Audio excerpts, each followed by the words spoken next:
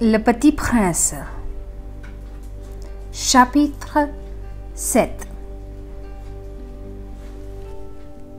Le 5e jour, toujours grâce aux moutons, ce secret de la vie du petit prince me fut révélé. Il me demanda avec brusquerie, sans préambule, comme le fruit d'un problème longtemps médité en silence. Un mouton, s'il mange les arbustes, il mange aussi les fleurs. Un mouton mange tout ce qu'il rencontre, même les fleurs qui ont des épines. Oui, même les fleurs qui ont des épines. Alors, les épines, à quoi servent-elles? Je ne le sais pas. J'étais alors très occupée à essayer de diviser un boulon trop serré de mon moteur. J'étais très soucieux car ma panne commençait de m'apparaître comme très grave et l'eau à boire qui s'épuisait me faisait craindre le pire. Les épines, à quoi servent-elles? Le petit prince ne renonçait jamais à une question. Une fois qu'il l'avait posée, j'étais irritée par mon boulon et je répondis n'importe quoi. Les épines, ça ne sert à rien. C'est de la pure méchanceté de la part des fleurs. Oh! Mais après un silence, il me lança avec une sorte de rancune. Je ne te crois pas. Les fleurs sont faibles. Elles sont naïves. Elles se rassurent comme elles peuvent. Elles se croient terribles avec leurs épines. Je ne répondis rien. À cet instant-là, je me disais, si ce boulon résiste encore, je le ferai sauter d'un coup de marteau. Le petit prince dérangea de nouveau mes réflexions. Et tu crois, toi, que les fleurs? Mais non, je ne crois rien. J'ai répondu n'importe quoi. Je m'occupe, moi, des choses sérieuses. Il me regarda stupéfait. Des choses sérieuses?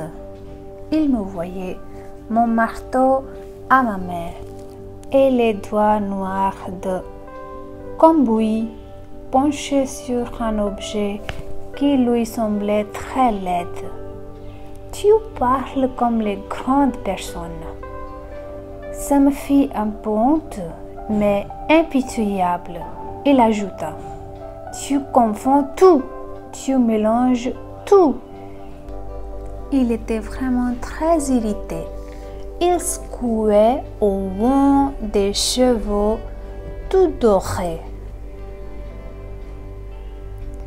Je connais une planète où il y a un monsieur cramoisi. Il n'a jamais respiré une fleur. Il n'a jamais regardé une étoile. Il n'a jamais aimé une personne. Il n'a jamais rien fait d'autre que des additions. Et toute la journée, il répète comme toi, je suis un homme sérieux, je suis un homme sérieux. Et ça le fait gonfler d'orgueil. Mais ce n'est pas un homme, c'est un champignon. Un quoi? Un champignon.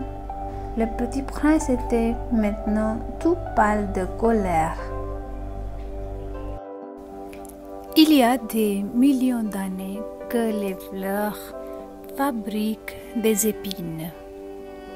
Il y a des millions d'années que les moutons mangent quand même les fleurs.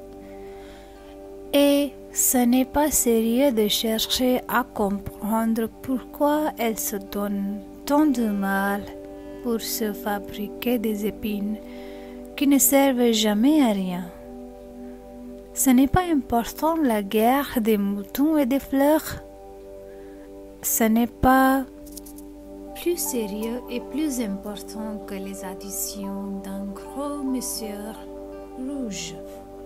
Et si je connais, moi, une fleur unique au monde qui n'existe nulle part sauf dans ma planète, et qu'un petit mouton peut anéantir d'un seul coup, comme ça, un matin, sans se rendre compte de ce qu'il fait, ce n'est pas important ça? Il rougit puis reprit. Si quelqu'un aime une fleur qui n'existe qu'à un exemplaire dans les millions et les millions d'étoiles, ça suffit pour qu'il soit heureux quand il les regarde. Il se dit, ma fleur est là quelque part. Mais si le mouton mange la fleur, c'est pour lui comme si brusquement toutes les étoiles s'éteignaient. Et ce n'est pas important ça? Il ne peut rien dire de plus. Il éclata brusquement en sanglots. La nuit était tombée et j'avais lâché mes outils. Je ne moquais bien de mon marteau, de mon boulon, de la soif et de la mort. Il y avait sur une étoile, une planète, la mienne, la terre, un petit prince à consoler. Je le pris dans les bras, je le berçais, je lui disais, la fleur que tu aimes n'est pas en danger. Je lui dessinerai une muselière. À ton mouton, je te dessinerai une armure pour ta fleur. Je ne savais pas trop quoi dire. Je me sentais très maladroit. Je ne savais comment l'atteindre ou le rejoindre.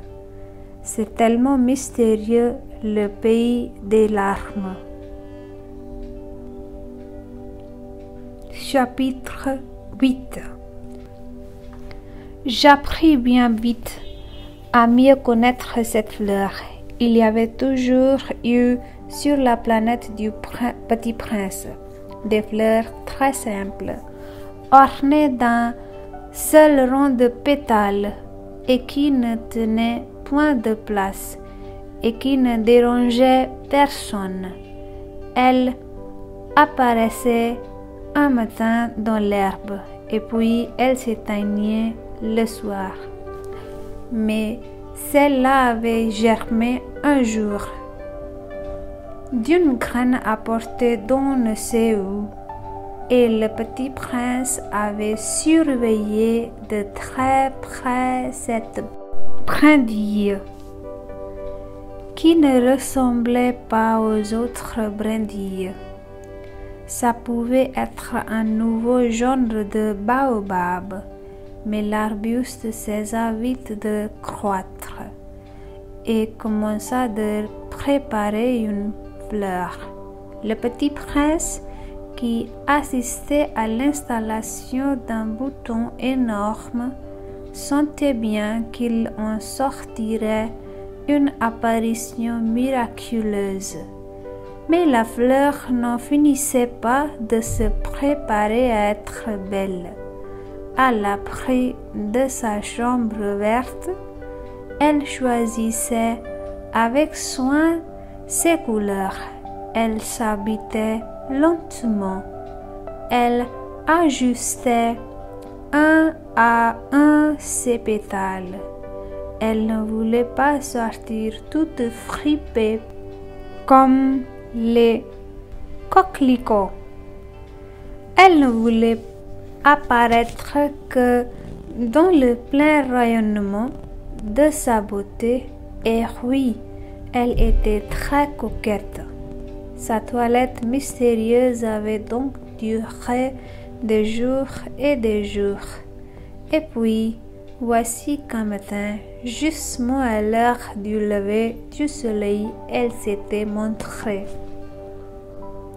Et elle, qui avait travaillé avec tant de précision, dit-on, Bellon, ah, je me réveille à peine, je vous demande pardon, je suis encore toute décoiffée. Le petit prince alors ne put contenir son admiration. Que vous êtes belle, n'est-ce pas? Répondit doucement la fleur. Et je suis née en même temps que le soleil. Il n'y a pas de tigre sur ma planète, avait objecté le petit prince. Et puis les tigres ne mangent pas l'herbe. Je ne suis pas une herbe, avait doucement répondu la fleur. Pardonnez-moi, je ne crains rien des tigres, mais j'ai horreur des courants d'air. Vous n'auriez pas un paravent? Horreur des courants d'air? Ce n'est pas de chance pour une plante, avait remarqué le petit prince. Cette fleur est bien compliquée. Le soir, vous me mettrez sous globe. Il fait très froid chez vous. C'est mal installé, là d'où je viens. Mais elle s'était interrompue. Elle était venue sous forme de graine. Elle n'avait rien pu connaître des autres mondes. Humiliée de s'être laissée surprendre à préparer un mensonge aussi naïf, elle avait toussé 2 ou 3 fois pour mettre le petit prince dans son tort. Ça paravent. J'allais le chercher, mais vous me parliez. Alors elle avait forcé ça tout pour lui infliger quand même de remords.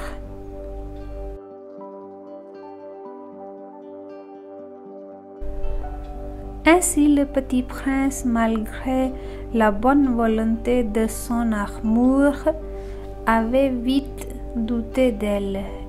Il avait pris au sérieux des mots sans importance et était devenu très malheureux.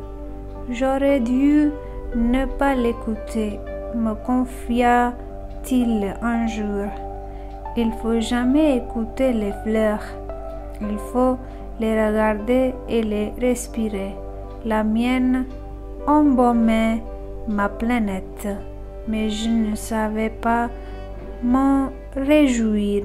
Cette histoire de griffes qui m'avait tellement agacée eût dû m'attendrir. Il me confia encore. J'en ai alors rien su comprendre. J'aurais dû la juger sur les actes et non sur les mots. Elle m'embaumait et m'éclairait. Je n'aurais jamais dû m'enfuir. J'aurais dû deviner sa tendresse. Derrière ces pauvres Russes, les fleurs sont si contradictoires. Mais j'étais trop jeune pour savoir l'aimer.